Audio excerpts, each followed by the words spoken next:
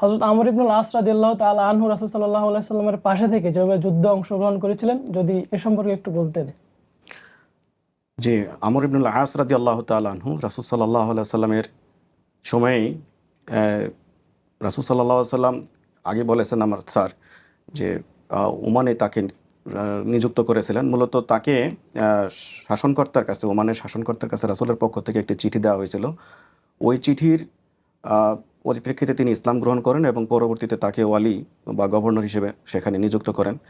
এরপরে তিনি হযরত আবু বকর সিদ্দিক রাদিয়াল্লাহু তাআলা আনহুর সময়ে তাকে আবার ওমানের শাসনকর্তা হিসেবে নিযুক্ত করিয়েছিলেন। একটা চিঠি লিখে তিনি পাঠালেন হযরত আমর ইবনুল আস রাদিয়াল্লাহু তাআলা আনহুর কাছে যে রাসূলুল্লাহ সাল্লাল্লাহু আলাইহি সাল্লাম আপনাকে এই ওমানের গভর্নর করেছিলেন বিধায় আমিও নতুন করে আপনাকে পাঠিয়েছিলাম এবং আমি এখন নতুন করে সিদ্ধান্ত নিতে চাচ্ছি অন্য কোথাও আপনাকে পাঠানোর জন্য। তখন তিনি পরবর্তীতে চিঠিতে লেখলেন যে আমি হচ্ছি আল্লাহর একটি তীর, আপনি হচ্ছেন একজন দক্ষ তীরন্দাজ। আপনার ইচ্ছা একজন দক্ষ তীরন্দাজের ইচ্ছায় যেভাবে ওই তীরকে নিক্ষেপ করা যেখানে সেই এখতিয়ার আপনার রয়েছে। অতঃপর তিনি অর্থাৎ আবু বকর সিদ্দিক রাদিয়াল্লাহু তাআলা আনহু তাকে ফিলিস্তিনের গভর্নর নিযুক্ত করেন।